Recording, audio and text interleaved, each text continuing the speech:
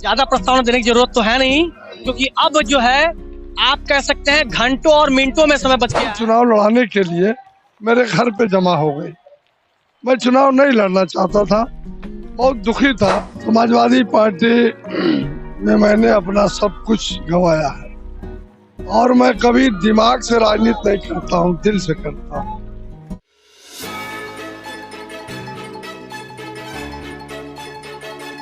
नमस्ते। ज्यादा प्रस्तावना देने की जरूरत तो है नहीं, क्योंकि अब जो है आप कह सकते हैं घंटों और मिनटों में समय बच गया है, जब छठवें चरण का चुनाव पूर्वांचल के 57 सीटों पे होना है। खैर, यह फैसला बड़ा महत्वपूर्ण होगा कि ईवीएम में किसको सत्ता की राज मिलेगी और कौन सत्ता से दूर होगा। नमस्कार, आपको बता दूं कुशीनगर में हम हैं। कुशीनगर का यह विधानसभा फाजिल नगर है। खैर, बहुत भूमिका दूंगा तो और आप समझ जाएंगे कि हमारे साथ जो शख्स खड़े हैं वो पहचान के मोहताज नहीं है। पिछले लगभग कह सकते हैं कि 3 दशकों से एक लंबी राजनीति करते चले आए हैं समाजवादी पार्टी की। नाम है इलियास अंसारी। बाकी और बातें और भूमिकाएं इनसे खुद जानेंगे। सबसे पहले आपको स्वागत। आपको नमस्कार अनुराग जी, और आपके चैनल को भी बहुत बहुत शुभकामनाएं। मैंने जो बातें कही, जो 3 दशक वाली राजनीति, कहीं कोई त्रुटि तो है नहीं इसमें, और अधिक हो गया समय। अच्छा, उसी भूमिका पे आते हैं। इतना लंबा समय आपने राजनीति में दिया है, समाजवादी पार्टी में इतने संघर्षों के बाद अंतिम समय में जब आपको ये पूरा उम्मीद लग रहा था कि आपको समाजवादी पार्टी से टिकट दिया जाएगा, तो नहीं मिला, तो क्या है ये, आप काफी इमोशनल भी हो गए थे उस टाइम? समाजवादी पार्टी में मैंने अपना सब कुछ गंवाया है और मैं कभी दिमाग से राजनीति नहीं करता हूँ, दिल से करता हूँ। अब पूरा दिल लगाकर मैंने पार्टी को मजबूत किया था, लेकिन पार्टी ने मेरा बहुत अपमान किया है। मैं 7 बार टिकट मांग चुका था, 2002 में, 2007 में, 2012 में, 2017 में और 2022 में।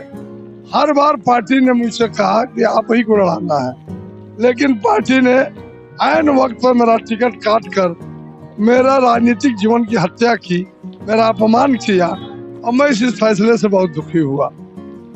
दुखी होने के बाद 1 हफ्ते के बाद जब मैं घर आया तो हमारे यहाँ 10,000 की भीड़ 12 बजे रात को निर्दल चुनाव लड़ाने के लिए मेरे घर पे जमा हो गई। मैं चुनाव नहीं लड़ना चाहता था, बहुत दुखी था और मैं चुनाव नहीं लड़ूंगा। फिर उन्होंने 2 घंटे के बाद फोन कराई और उन्होंने कहा अगर आप लड़ना चाहते हो तो हम आपको लड़ा देंगे अपना सिंबल देके। तो मैंने कहा कि हम सिस्टम में नहीं आ सकते, हम गरीब आदमी, हमारे पास पैसे नहीं है। उन्होंने कहा आपको गलत सूचना है, 1 रुपया आपको नहीं लगेगा टिकट के मद में, 250 रुपया जमा करके सदस्य हो जाइए, हम आपको चुनाव लड़ाऊंगी। 38 साल में जो पार्टी ने आपका अपमान किया है, समाजवादी पार्टी ने, मैं उस अपमान का बदला मैं देना चाहती हूँ और देश में, प्रदेश में संदेश देना चाहती हूँ कि माइनॉरिटी की हितैषी मैं हूँ, न कि अखिलेश यादव। ये बताइए इलियास जी, काफी आपने लंबा संघर्ष किया है, कई बार मैं आपसे बात भी कर चुका हूँ, हम लोग की व्यक्तिगत बातें भी होती रहती हैं। इतना बहुत ही सुलझे हुए कार्यकर्ता हैं समाजवादी पार्टी की, आपने बहुत ही, आप जब बड़े बड़े नेताओं का नाम लेते हैं तो बड़े संघर्षों का नाम लेते हैं। उन संघर्षों के बारे में जब आप बताते हैं तो मैं भी विचार करने लगता हूँ कि उन संघर्षों को कैसे दरकिनार कर दिया। इसका मुझे बहुत कष्ट और अफसोस है। आपसे मैंने 3 से 4 बार बात किया है और आपने मेरे बारे में बहुत कुछ जाना है, मेरे मित्रों से भी आपने जानकारी की है, ग्राउंड लेवल के आप पत्रकार हैं, इसलिए आपको सब जानकारी है। वो बातें कुरेदिए नहीं, मैं भावुक हो जाऊंगा।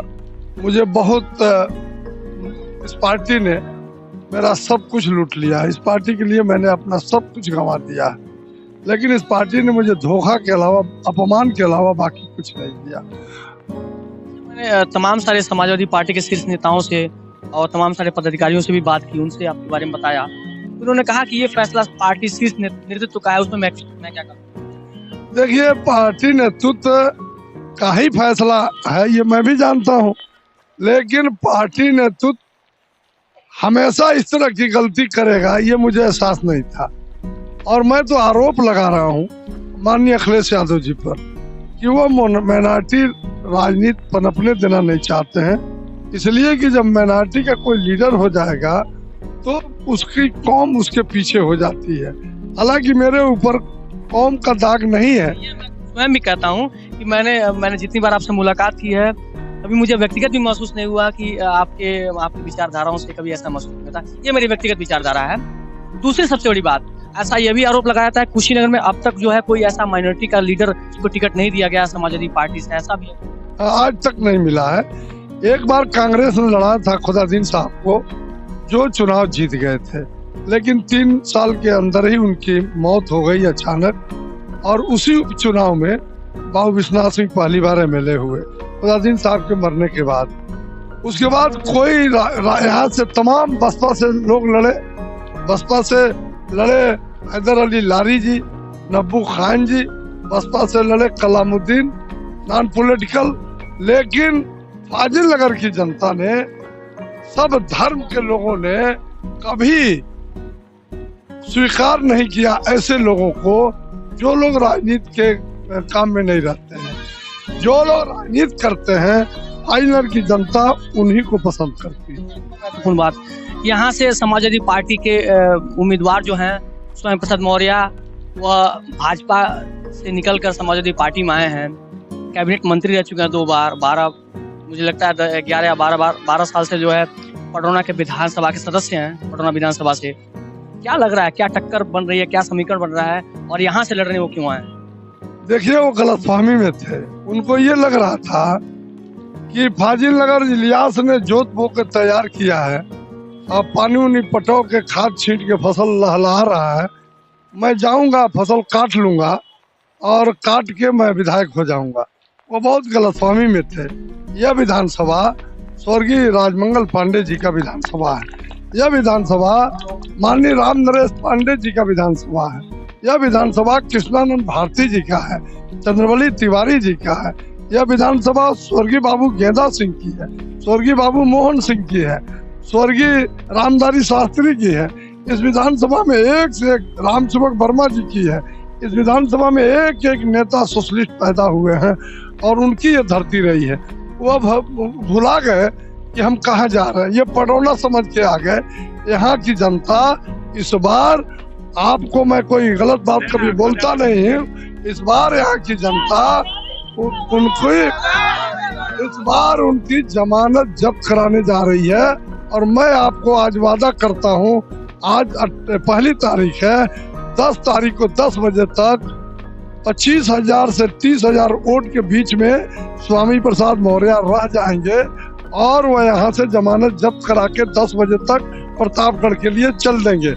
फाजिल नगर की जनता उनकी खदेड़ा करने जा रही है, उनको बर्दाश्त करने को तैयार नहीं। धन्यवाद हमसे बात करने के लिए, और आपको बहुत शुभकामनाएं देते हैं। सबसे महत्वपूर्ण बात यह है कि हमारे साथ जो प्रत्याशी खड़े हैं, इन्होंने सबसे साफ शब्दों में, इनकी आंखों में चूंकि काफी नम हो गया था, आंख इनकी नम हो गई थी, माफ कीजिएगा, और मुझे नहीं लगता है कि मैं और भी कुछ सवाल पूछ पाऊँ इसके पहले।